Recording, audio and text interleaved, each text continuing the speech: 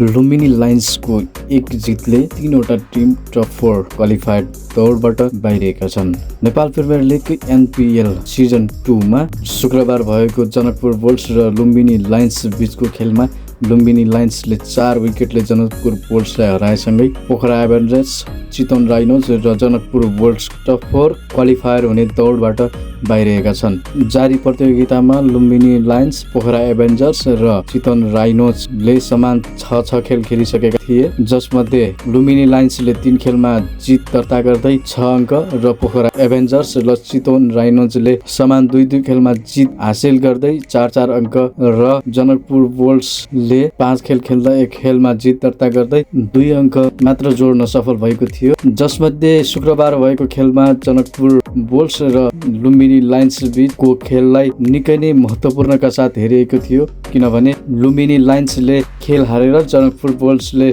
जितेको खण्डमा जनकपुर बोल्ट्सका साथै अन्य पोखरा एभेन्जर्स र चितवन राइनोजको पनि टप 4 क्वालिफायर हुने सम्भावना उत्तिकै रहने गर्दथ्यो। प्रतियोगितामा चितवन राइनोजलाई 6 विकेटले हराउँदै उत्कृष्ट सुरुवात गरेको लुम्बिनी लायन्स लगातार 3 खेल हार्दै कमजोर स्थितिमा आइपुगेको थियो। त्यसपछि भने उत्कृष्ट कमब्याक गर्दै अन्तिम 3 खेलमा 3 मा जित निकाल्दै 7 खेलबाट 4 मा जित र 3 मा हार बेहोर्दै 8 अङ्कका साथ टप 4 मा क्वालिफायर भएको हो। प्रतियोगिताको 8 टिम मध्ये 4 टिम मात्र अघिल्लो चरणमा प्रवेश गर्ने कार्यतालिका रहेको छ। सुदूरपश्चिम रोयल्स, काठमाडौँ गोर्खाज र विराटनगर किङ भने यसअघि नै पोइन्ट्स टेबलको टप 4 मा प्रवेश गरिसकेका छन्। त्यसैगरी Pokhara Avengers, Chitwan rhinos, Karnali x र जनकपुर बोल्ट्स भने आफ्नो एक खेल बाँकी रहँदै टप 4 दौडबाट बाहिरिसकेका छन्।